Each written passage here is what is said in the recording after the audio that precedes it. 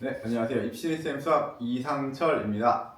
오늘은 작년 우리 동패고 1학년 1학기 1차 24년도 문제를 한번 풀어볼 거고요. 주요 문항 한 5문항 정도만 준비를 했으니까 그 문항들 한번 보시면서 올해 시험에서도 이제 비슷한 문제가 나오진 않겠죠? 작년 기출 문제들이니까 그 출제된 원리나 내가 무엇을 시험에서 주의해야 될까 정도를 이제 같이 확인해 주시면 될 것 같아요. 그래서 첫 번째 바로 시작해 보겠습니다. 14번이고요. 모든 실수의 x에 대하여 하고 이제 항등식 문제가 출제되어 있고 우리 항등식이 개수합 맞추는 문제인데 해당 유형을 이제 공부하셨던 학생들은 좀 익숙하실 거고 혹은 요 문제를 이제 처음 봤다라고 하시면 조금 더 이제 변형 문제나 기출 문제 등에 대한 공부가 필요하실 것 같아요. 자, 특이한 점은 이제 뭐가 될 거냐면 A0부터 A2까지 하는 그 앞에 개수가 6배, 실수배가 되어 있고 뒤에 A4부터 9까지는 또 따로 그냥 개수의 합이 제시가 되어 있고 가운데는 또 A3이 빠져 있죠. 그래서 개수 합을 구하는데 그 개수의 합을 일부분 나누어서 구해야 되는 어떻게 접근하는가 정도에 대한 생각이 되겠습니다. 바로 시작해 보겠습니다. 보시면 그 부분이요. 말씀드린 부분이 6을 곱한 개수의 합이 들어가야 할 녀석들이 있고요. 그리고 A3가 지금 빠져있죠. 요놈이 지금 문제 안에 존재하지 않아요. 거기에 A4부터 요 9번째 개수까지는 9차 항의 개수까지는 또 그냥 한 배. 그래서 그대로 더하세요 하다 보니까 이제 구간별로 합하는 방법이 좀 다르다. 그래서 다르게 구해줘야겠다라는 생각이 드실 거고, 그럼 우리가 이제 개수합 구하실 때 일반적으로 x에 뭐 1이나 이제 마이너스 1 등을 대입하여 뭐 홀수 짝수를 구분할 개수합을 구하게 되는데 이제 거기서만 멈춰있지 말자는 거죠. 우리 뭘 좀 생각해 주셔야 되는 거, 항등식 문제니까 개수 비교를 통한 특정 항의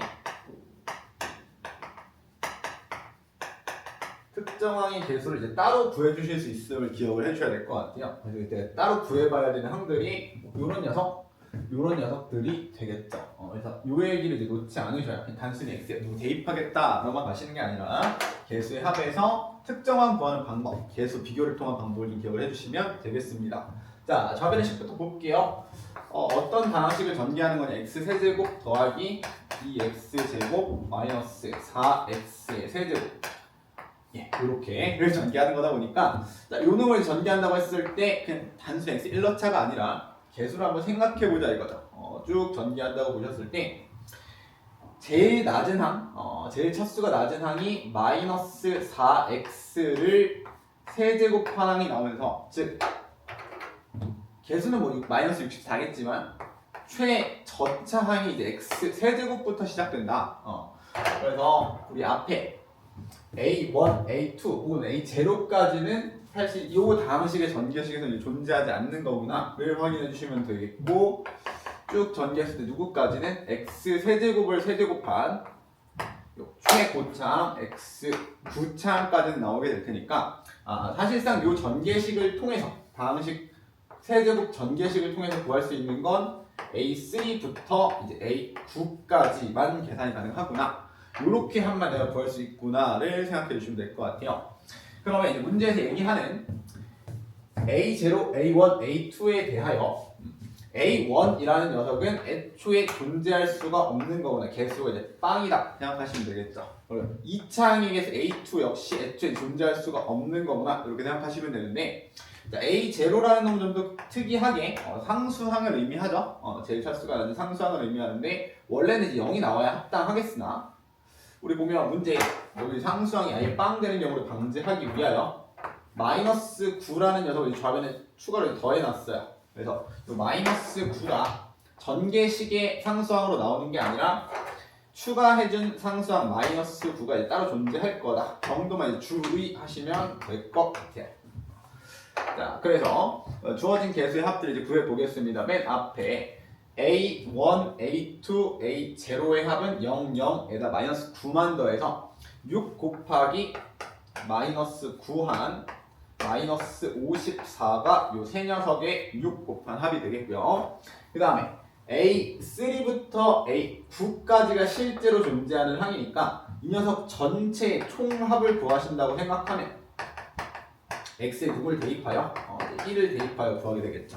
x에 1을 대입하셨을 때는 좌변에 3 빼기 4니까 이제 마이너스 1의 세제곱이 될 겁니다. 좌변이 마이너스 1의 세제곱이고 우변에 누구부터? 요 놈의 개수 A3부터요. A9까지가 존재하겠네요. 그래서 이 녀석 전체 합은 마이너스 1이 되겠다 정도는 이제 파악을 할 수 있겠고, 그 중에는 이제 혼자 특이한 녀석 요 최저차항 A3만 문제에서 빠져있기 때문에 요 놈은 내가 따로 구할 수 있다는 거죠. 무엇을 이용해서?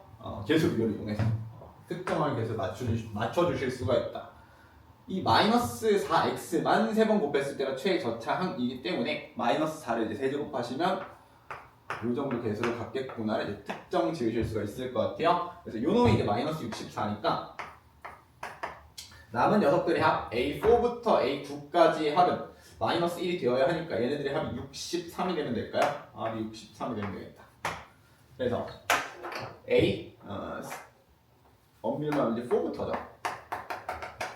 A9까지 합 이 녀석이 63이 되니까 문제에서 얘기하는 저 총 개수의 합은 마이너스 54와 63을 더하여 9 정도를 찾으시면 되겠고 답이 5번이 되겠습니다. 특정한 개수를 쫓는 방법, 개수 비교법에 대해서 이제 이해가 필요하실 것 같아요. 자, 그 다음 이제 17번 문제를 보겠습니다. 자, A, B가 이제 정수로 주어져 있고 n이 50 이하의 자연수인데 그래 미지수 3개에 대해서 조건을 주었고요. 다항식의 개수, 다항식이 다음과 같은 꼴로 인수분해가 된다라고 하니까 그 fx의 개수를 맞추면 있어서 다항식이 어쩌고저쩌고 하는 꼴로 인수분해가 된다. 뭐 당연히 인수분해라는 이 개념이 들어가 있으니까 인수분해 문제로 보는 것은 당연하겠지만, 자, 주어진 다항식 fx가 내 눈에 x제곱 2x제곱 플러스 ab 플러스 1 x 플러스 n이고, 이 녀석이 특정한 형태로 인수분해가 된다라는 것은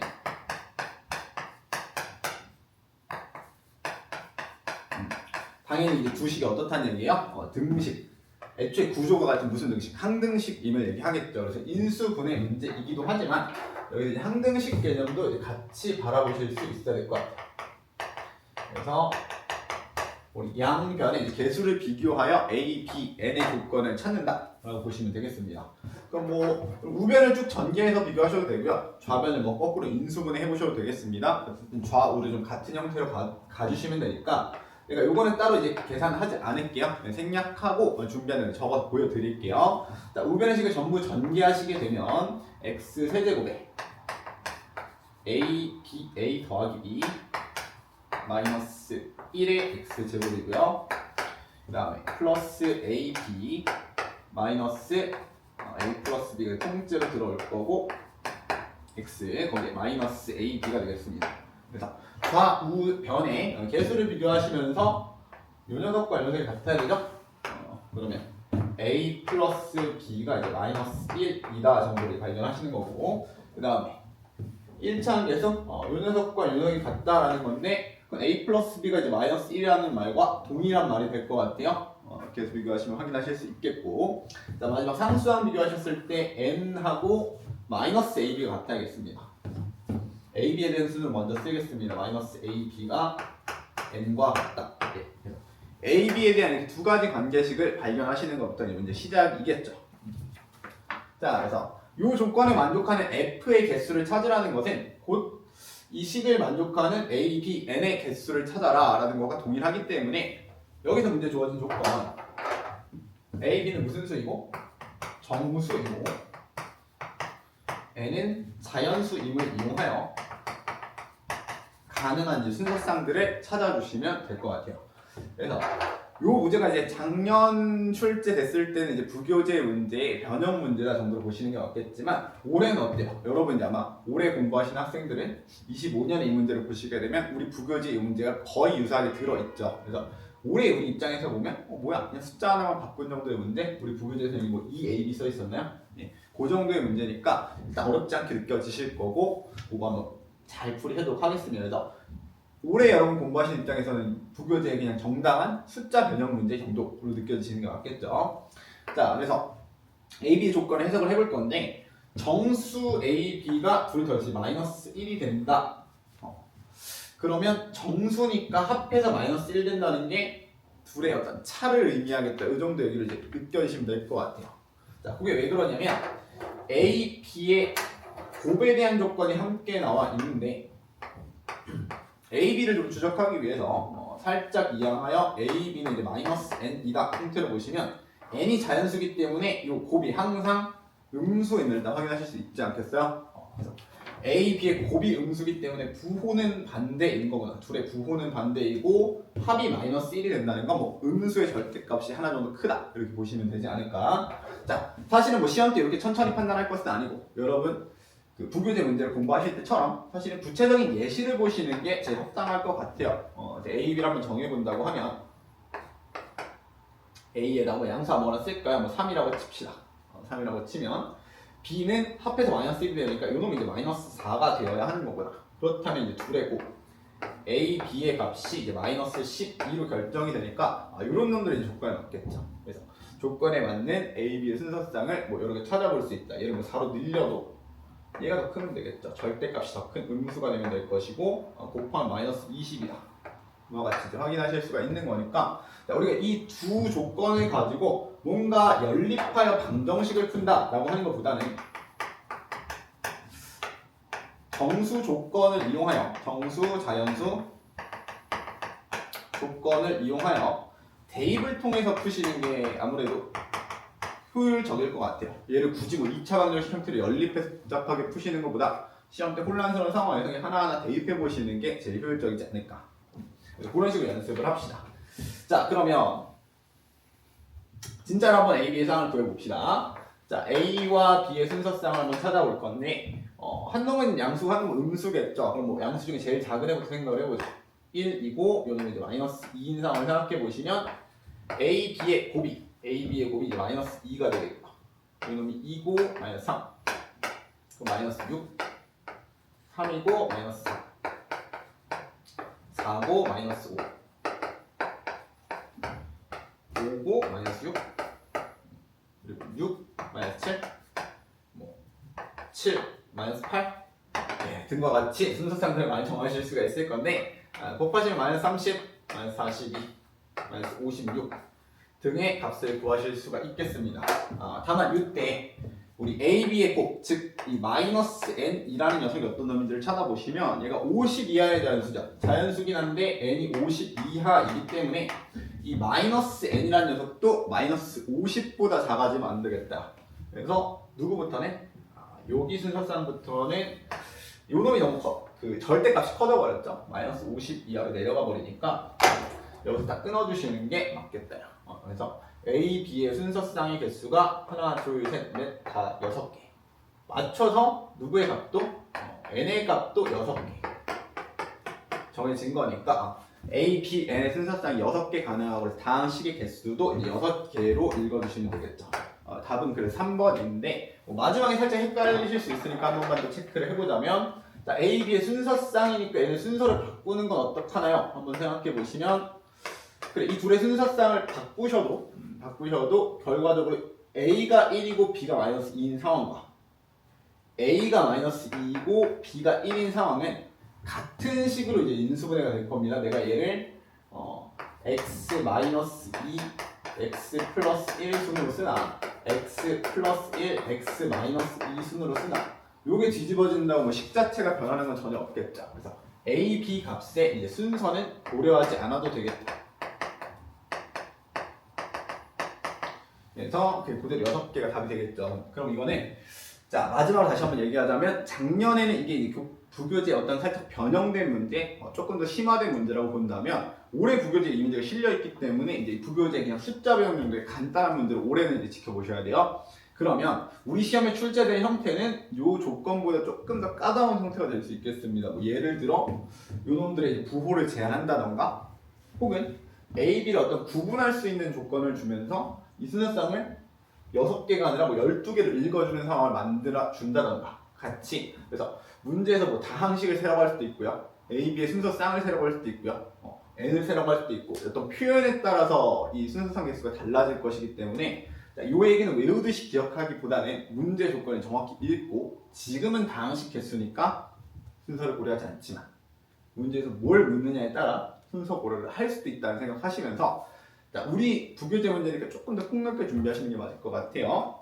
이 정도 얘기하겠습니다.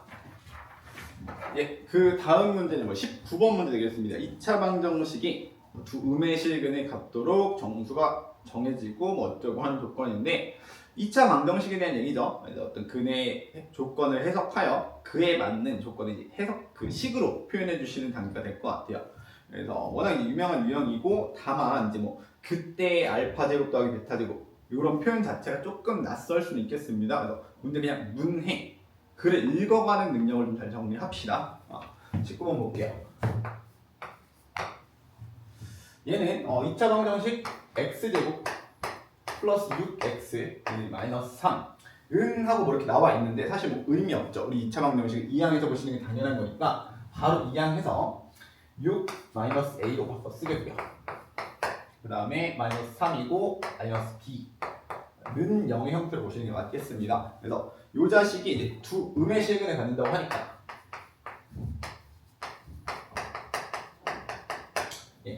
두 음의 실근을 가지니까 부호를 알고 있는 상황이에요. 두 근 모두 음수다라는 것은 우리가 기본적으로 이제 근의 조건을 판단할 때 그걸 식으로 옮기는 제일 기본 1순위의 방법은 근과 개수의 관계임을 좀 알고 계셔야 될 것 같아요.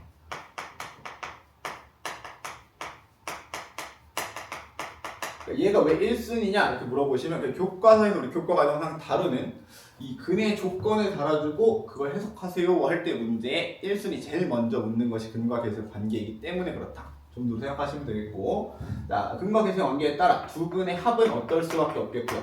두 근의 합은 음수일 수밖에 없겠고요.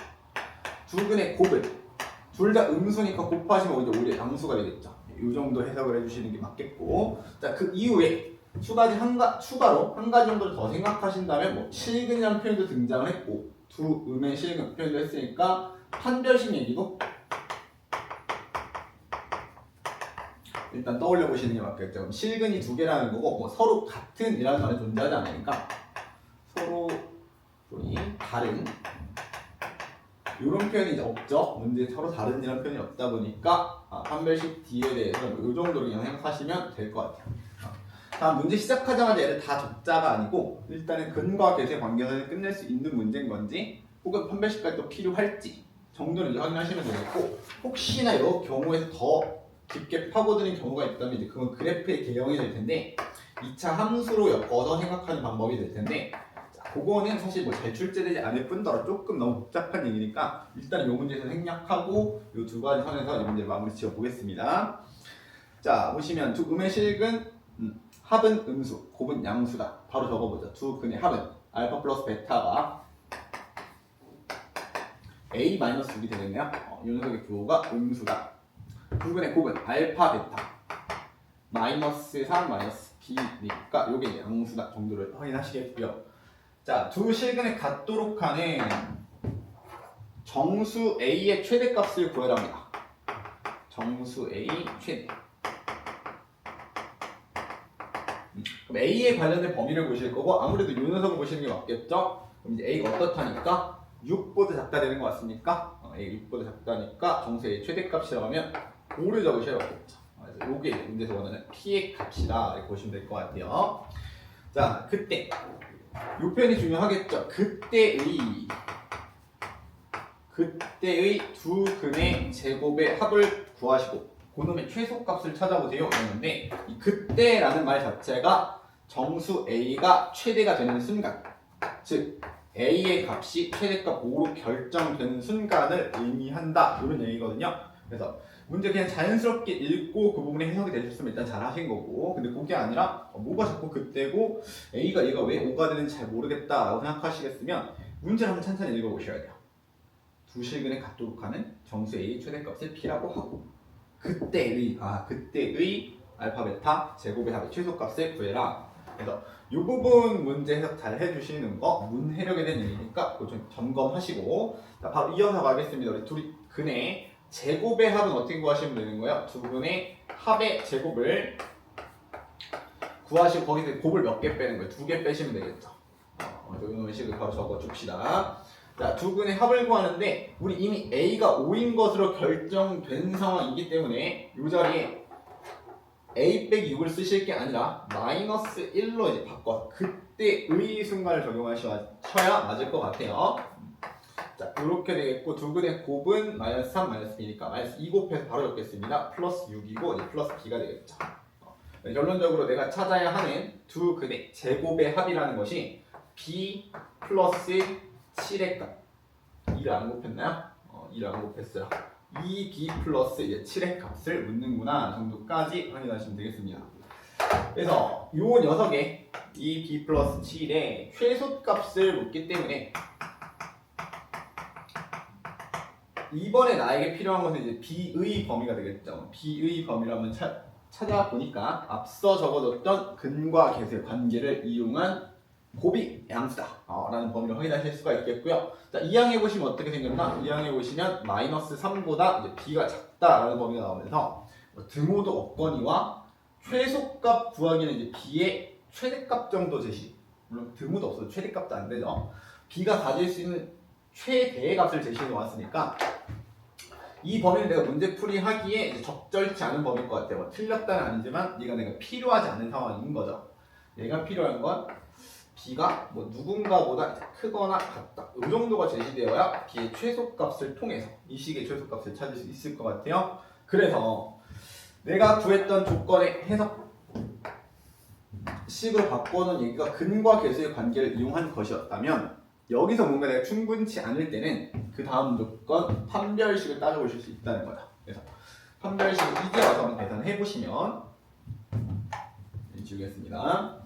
자, 판별식 D가 B제곱 빼기 4AC를 할 건데 여전히 우리는 이제 그때의 상황을 풀고 계시기 때문에 이 자리 1차항 계수 자리가 1로 바뀌어 있다는 걸 생각을 해주시고 판별식 D는 1제곱 빼기 4AC니까 마이너스 10 플러스 12 플러스 4B 정도가 되네요. 요 놈이 0 이상이다 정도로 바꿔주실 거고 그럼 4B 플러스 13이 0 이상이다고요. B의 범위가 마이너스 붙은 4분의 13보다 크거나 같다 정도로 정리가 됩니다. 그래서 문제 조건이 B는 정수다라는 말은 존재하지 않으니까 실수 정도로 생각을 하시면서 B의 최소값을 그대로 대입했을 때 즉 2 곱하기 마이너스 4분의 13이니까 마이너스 2분의 13 더하기 7 즉 2분의 1이 최소값이 되겠다 정도 확인하시면 될 것 같아요. 그래서 이렇게 값이 Q가 되겠죠? 이 놈이 Q가 될 터이니 둘이 곱해주시면 2 곱하기 P 곱하기 Q의 값이 5가 될 거고 답은 2번이 되겠습니다. 그래서 여기 문제 포인트를 한번 다시 정리해 주시면 근의 조건을 우리가 어떻게 해석하는가? 1순위는 일단 근과 계수 관계입니다. 가장 간단한 식, 가장 빠르게 여러분 구하실 수 있을 거고 냅다 판별식까지 가시지 말고 이제 필요한 경우에 더 찾는다 정도로 가셔야 시험 때는 이제 시간 싸움이 될 테니까 그 효율적으로 사용하실 수 있을 것 같아요. 두 번째 포인트는 뭐 문제 해석이었죠.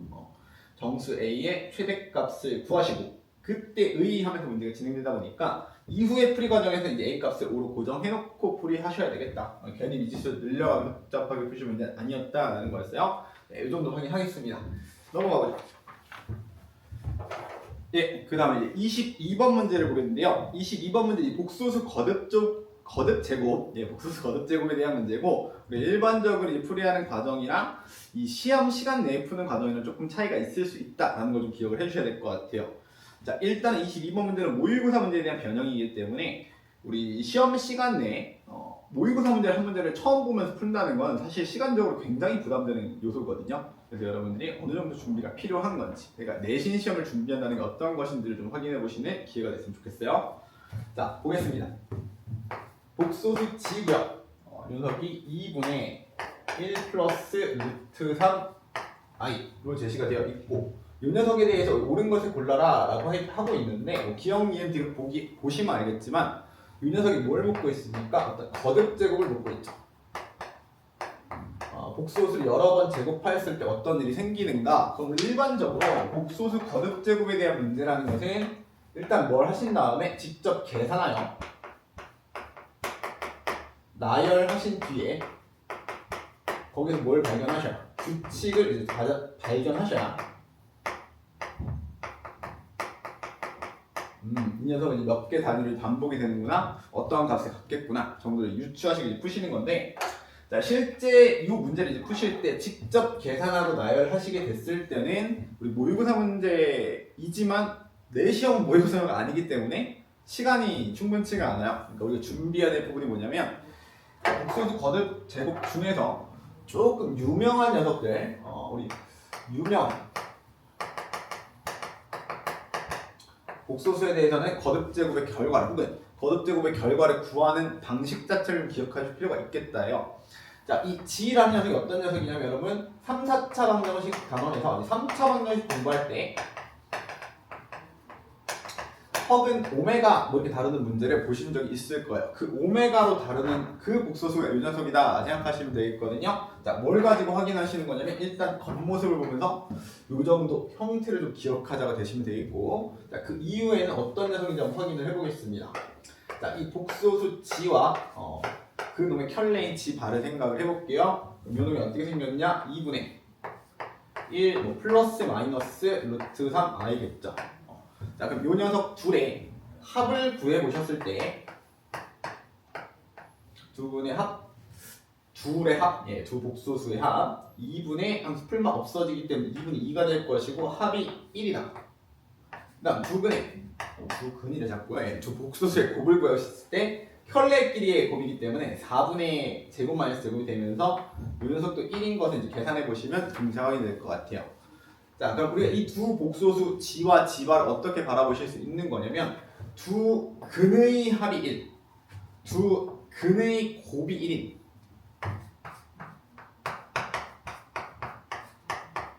와 같은 2차 방정식의 두 허근이라고 바라보실 수 있겠다는 거죠.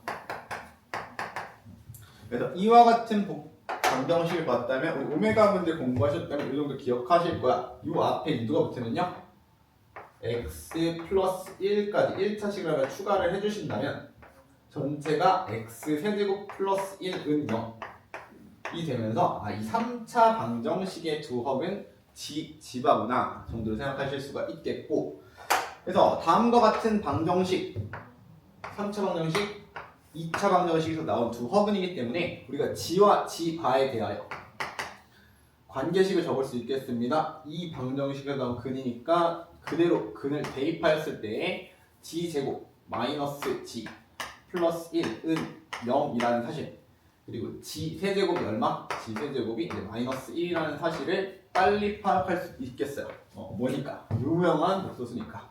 그래서 요 정도 구하는 방식 자체를 여러분 기억을 해두셔야 되겠고, 얘가 이제 있고 없고 이 지식이 있고 없고 차이에 따라서 문제 풀이 속도가 많이 차이가 날 거거든요. 그래서 그 기억 니은 뒤로 한번 확인해 보도록 하겠습니다. 자, 기억부터 보시면 뭐 기억은 따로 할 얘기가 없어요. 일단 바로 맞는 얘기인 거 확인하실 수 있겠죠. 요 얘기 따로 오시면 되니까. 그다음 니은, 여기서부터 이제 복소수의 거듭 제곱인데 G의 2n제곱 플러스 G의 3n제곱이 0 되는 자연수 n이 존재한다 라고 하니까 찾기만 하면 될 것 같아요. 몇 개인지 물어본 게 아니라서. 자, 이런 형식을 우리가 항상 어떻게 하시는 거예요? n에다가 뭐 1 넣고 2 넣고 3 넣고 하면서 자연수를 대입해 보시면 되겠다요. 그래서 계산해 보시면 자, n에다 1을 대입했을 때 G의 제곱 더하기 G의 세제곱이면 G의 제곱은 뭐 설명할 방법이 사실 없을 것 같아요. 이 G라는 녀석을 제곱한 어떤 복소수가 될 겁니다.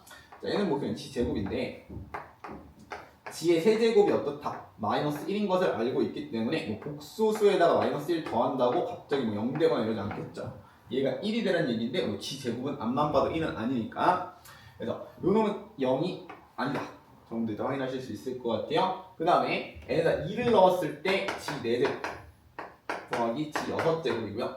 G 4제곱은 G 세제곱이 마이너스 1이기 때문에 이제 마이너스 1을 곱한 G 혹은 G 세제곱에 G를 한 번 더 곱했다 정도로 보시면 되겠고, G 6제곱은 g 세제곱이 마이너스 1이니 이 녀석을 다시 한번 제곱했을 때 양변을 제곱하여 g 6제곱이 1임을 확인하실 수 있겠어요. 그래서 이 계산을 통해서 1을 확인하셨다면 이제 무슨 생각도 얘가 0 안 되는 건 당연한 거고 6제곱이 1이 되었으니 이 복소수는 6개마다 반복일 것이다 정도까지 같이 보시면 좋겠고 애초에 사실은 여기서 먼저 판단이 되셨어야지 이제 준비가 충분히 됐다라고 보실 수 있을 것 같아요. 세제곱이 마이너스 1, 6개마다 반복이 되겠구나. 자, 그래서 이 정도 내용 확인해 보았고요. n에다 3 넣고 다시 한번 확인합시다. n의 세제곱 더하기 g의 6제곱이죠. g 6제곱, g 9제곱의 합인데 g 6제곱이 1이고요. g 9제곱이 g 세제곱과 같다. 6제곱이 1이니까. 그럼 얘는 이제 또 마이너스 1임을 알고 있어서 이 녀석이 드디어 이제 0이 된다라는 걸 확인해 보셨고요. 그래서 이런 놈이 존재하네요. n이 3일 때 일단 존재했습니다. 뭐 그 뒤로도 더 있을 수 있겠으나 뭐 그걸 확인하자는 거 아니니까 여기까지 하시고 넘기면 되겠죠. 자, 그래서 문제 구조는 복소수 g의 거듭제곱되는 규칙을 찾으시고 그걸 대입해보는 구조인데 기억 니은까지 약간 몸풀기 느낌이고 사실은 디귿이 진짜 문제이기 때문에 그래서 여러분이 좀 지식이 있어야 된다라고 말씀을 드린 거예요. 자, 앞서 설명드린 내용, 내가 유명한 복소수를 발견하면서 이 정도 관계식을 찾지 않아도 여러분 직접 거듭제곱 계산하시고 나열했어도 기억 니은까지 푸는 데는 사실 시간 차이가 크지 않습니다. 근데 이제 디귿 보기를 한번 보시게 되면 g의 n제곱, g의 2n제곱, g의 3n제곱, 4n제곱, 5n제곱까지인가요? 이 합이 이제 마이너스 1 되는 n을 찾아봤는데 50 이하의 n을 찾았을 때 얘가 이제 몇 개 있겠다? 25개 있겠다. 이 말인지 맞는지 틀린지 이제 판단을 하시라는 얘기네요. 뭐 문제 시작은 똑같습니다. n자리 이제 1부터 대입해가면서 규칙성을 판단하시는 건데 자, 사실 기억 니은에서 미리 우리가 확인했다시피 6제곱이 1이기 때문에 n을 1부터 어디까지 대입해 본다면 6일 때까지를 대입해 본다면 이제 모든 결과는 그대로 반복이 되겠다 정도로 예상하실 수 있죠. 그래서 뭐 6번만 열심히 해보자 정도로 보는 것 같아요. 자, n 1일 때부터 대입하시면 g 더하기 g 제곱 더하기 g 세제곱 더하기 4제곱 더하기 g 5제곱이고요. 6제곱이 1이고 세제곱이 마이너스 1이면 이용하여 차수를 좀 낮춰주시게 되면 이 녀석은 이제 마이너스 1이고요. 4제곱이 이제 마이너스 g고요. 5제곱이 마이너스 g 제곱 정도가 되겠네요. 자, 이 녀석의 값이 이제 얼마다 정도 이제 확인을 해보시는 건데 일반적으로 복소수가 마구마구 정리되어 있으니까 이렇게 지워주시면 될 것 같아요. 요거 이제 마이너스 1인 걸 찾는 것 자체는 뭐 어렵지 않겠습니다. n 1일 때는 조건에 만족하는 녀석이네요. 자, 그 다음 n 2일 때 대입을 해보시면 g 제곱부터 가겠죠? g 4제곱, 6제곱, 8제곱, 10제곱이 되겠습니다. 똑같이 차수를 낮춰줍시다. 놈이 1. g 6제곱이 1이니까 얘는 g의 제곱이겠죠? 얘는 g의 4제곱인데 g 4제곱은 다시 한번 세제곱이 마이너스 1이기 때문에 마이너스 g로 바뀌는 것까지 확인하실 수 있겠어요. 요거는 안 바꿨네요. 얘가 이제 마이너스 g죠.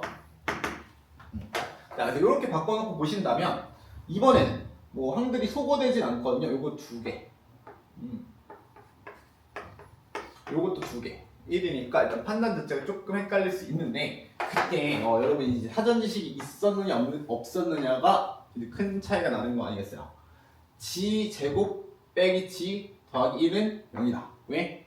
이 방정식에서 나온 두 허분이기 때문에 g 제곱 마이너스 g 더하기 1 이 합이 0이다. 그렇다면 g 제곱 마이너스 g는 요놈만 이항하시면 이제 얼마인 것도 보여요? 얘가 이제 마이너스 1인 것도 금세 확인이 가능하시겠고 그래서 n에다 2를 대입했을 때 n이 마이너스 1이 된다라는 걸 찾으실 수 있다는 얘기야. 그래서 요 관계식을 이제 못 보고 시작을 하시면 사실 요 판단이 쉽지가 않거든요. 그래서 여기서 시간을 오래 잡아먹을 수밖에 없다 정도에 대한 얘기를 했어요. 자, n 3일 때도 바로 갑시다. n 3일 때 g 세제곱, g 6제곱, g 9제곱, g 12제곱, g 15제곱인데 모두 3의 배수이기 때문에 어렵지 않겠습니다. 이놈이 마이너스 1. 1 다시 마이너스 1 마이너스 1이니까 요들의 합은 이제 마이너스 1이 금세 되겠고요.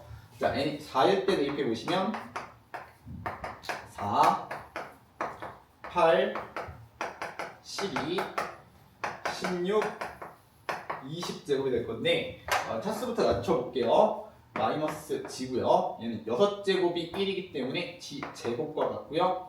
이건 1이고요. 얘는 12제곱하고 g 4제곱이기 때문에 마이너스 g가 되겠고, 얘는 18제곱까지 빠지니까 g 제곱이 되겠네요. 자, 어디서 많이 봤던 배열이고, g 제곱 마이너스 g가 마이너스 g 더하기 1, 이 세트가 0. g 제곱 빼기 g, 이것이 마이너스 1. 임을 확인하실 수 있기 때문에 여기까지 합도 이제 마이너스 1이 되겠네요. 예, 그래서 여기까지만 일단 확인하시면 1일 때, 2일 때, 3일 때, 4일 때 일단 4개 모두 확인하였고요. 이들은 조건에 맞는 n이었어요. 내가 지금 4개를 살펴봤는데 4개가 다 맞았거든요.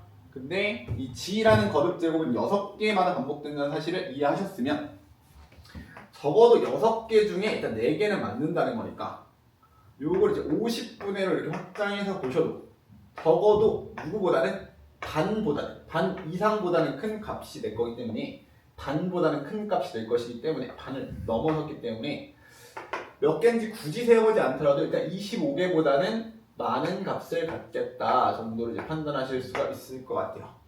그래서 디귿선지는 틀렸다를 금세 찾으실 수가 있으니까, 자, 중요한 건 이 n 2일 때, 4일 때의 판단이 빨라야 되거든요.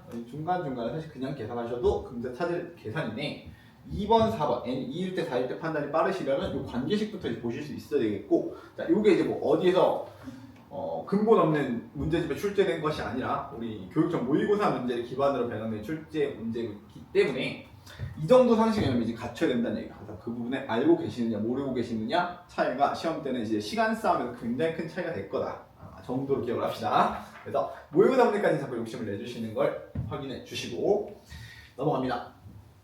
예, 마지막으로 23번 문제를 보겠습니다. 뭐, 전통적으로 항상 어려운 유형 아니겠어요? 항등식을 이용한 이 다항식의 식을 조사하는 과정, 다항식을 맞춰내는 과정에 대한 문제고요. 뭐 항상 이제 고난도 문제로 출제되는 소재 중에 하나고, 여러분 조건 차근차근 읽어가시면서 이제 확인을 하는 건데, 보통 이 문제들이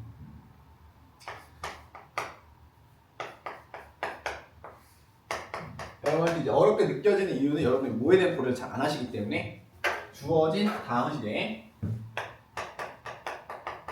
차수, 개수, 이 녀석에 대한 비교에 대한 생각을 잘 안 하시기 때문이라는 거 잊지 마시고, 차수 관계, 개수 관계 등에 좀 주목을 하시면서 보시는 게 맞겠다예요. 여러분 항등식 문제 풀려고 그러면 일단 뭐부터 생각을 합니까? 일단 수치 대입부터 항상 생각하고 가시다 보니까 그게 안 먹히면 항상 막히는 거 아니겠어요? 그래서 고난도 문제의 포인트는 보통 여기에 맞춰져 있으니까 그 중점을 봅시다. 자, 가부터 읽어보시면 뭐 F, Q의 곱이 4차 다항식이라고 했어요. 여기 4차라고 하니까 나름대로 차수 비교가 가능한 상황일 것 같아요.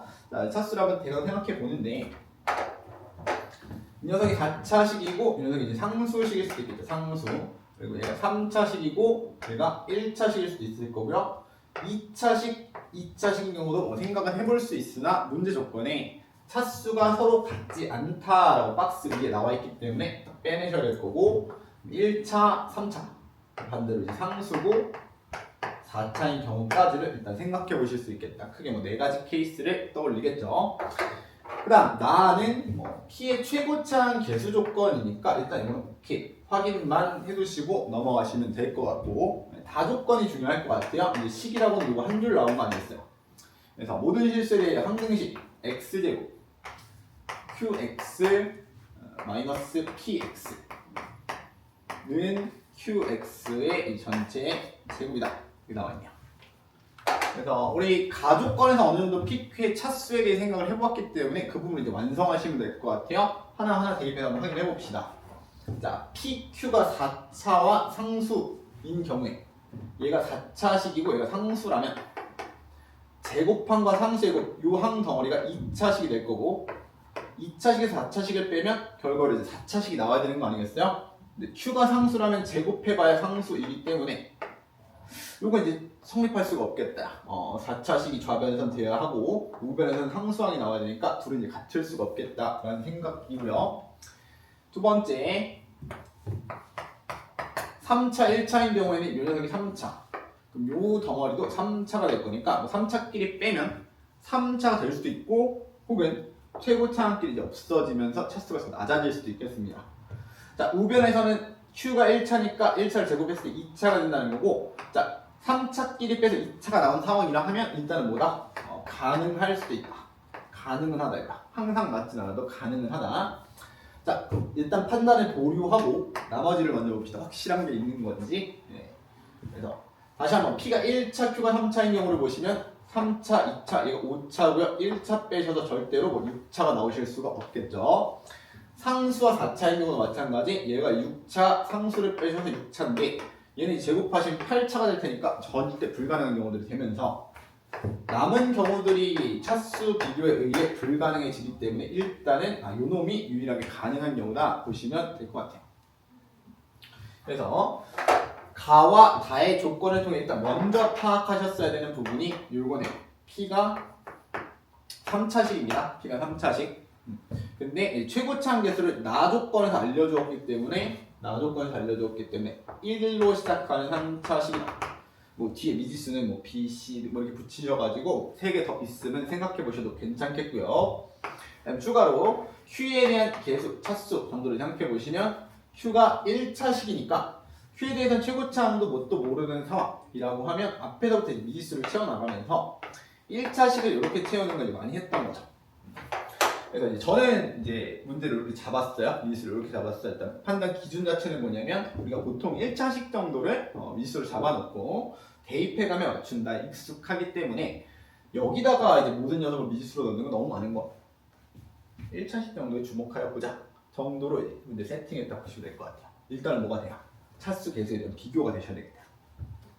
자, 요 정보가 이제 업데이트 된 채로 다시 한번 이제 다식을 이용을 해보겠습니다. 다시 한번 이용해 보시면 요 녀석 Q가 들어가겠죠? x 제곱에 ax 플러스 b고 빼기 1로 시작하는 3차식을 이렇게 빼주셨다는 얘기고 그 결과가 Q의 제곱이 된다는 것인데 우리 아까 이게 이제 가능은 하다 했고 나머지가 이제 절대로 불가하니까 이 차수 관계가 이제 맞는 것을 확정을 지었단 말이에요. 그래서 왜 가능하다고 했어요? 왜 항상 맞다가 아니고 가능하다고 했냐면 3차식끼리 이렇게 빼었을 때 2차식이 될 수도 있고 아닐 수도 있다는데 언제 2차식이 됩니까? 요 최고차항 계수 이 둘 곱한 항의 최고차항 계수가 이 녀석과 같아야 빼면서 최고차항이 사라지고 2차항으로 내려앉는 거 아니겠어요? 다시 2차, 1차 곱한 이 3차항 계수 A와 뒤에서 빼고 있는 3차식의 P의 최고차항 계수 1이 같아야 3차항이 서로 소거되면서 2차식의 차수가 떨어질 수 있다. 가능하다. 라는 것이기 때문에 이 정도에서 이제 최고차항 계수가 1임은 좀 빨리 파악을 해주시면 될 것 같아요. 여전히 뭐 했어요? 차수, 계수 비교를 했다 이렇게 보시면 되겠죠. 그래서 Q에 대해서 간단하게 계수 비교, 최고차항 계수 비교 등을 통해서 일단은 최고차항을 맞춰주시고 그다음 여기까지는 정보가 더 업데이트 된 채로 다시 한번 내가 이제 궁금한 것은 Q 끝의 미지수와 P에 적혀있는 미지수들이 궁금한 것인데 PQ에 대한 관계식을 알고 있으니 좀 정리를 해보자 라는 거고요. 그냥 그대로 여러분이 대입해서 쓰시면 사실 한눈에 보여 좀 어려울 것 같아서 정리를 해보자 이거. 내가 P를 알고 Q를 아는 거고 둘의 관계식을 통해서 답을 구하셔야 되는 거고 마지막으로 이제 박스 바깥에 보시면 무슨 조건이 하나 달려있냐면 P0과 3 곱하기 Q0이 같다라는 조건 이렇게 달려있기 때문에 우리 0이 아니고 붙어있죠. P와 Q를 일단 표현하셔야 될 거예요. 둘의 관계를 보셔야 관계식에 뭔가를 이제 대입하실 수 있겠다 구조 아니겠어요? P도 Q도 동시에 나오는 식을 찾아야 되니까 이 식을 이용을 하되 정리만 조금 해보자는 거죠. 자, PX는 의 형태로 보겠습니다. 이 항이 필수는 아닌데 그러셔야 여러분 보기가 편하다. PX는 하고 넘기시면 X제곱 qx에서 이제 마이너스 qx의 제곱을 빼시기 때문에 뭐 공통인수로 묶었을 때는 이런 구조인 거 qx 곱하기 x제곱 마이너스 qx 구조인 것도 금방 보시겠죠. 알아낸 p와 q를 대입을 해봅시다. 자, p라는 녀석이 최고차항 계수는 1인 거고 q라는 녀석은 x 플러스 b라는 것을 알고 있으니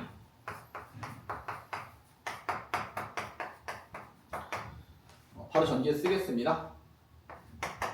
아니죠. 네, 굳이 묶어놨는데 그지? 네, 미안합니다. 이거 굳이 묶어놨는데 x 플러스 b 여기에 x제곱 마이너스 x 마이너스 p 이렇게 쓰셔야 전개식을 이용했다 보실 수 있겠네요.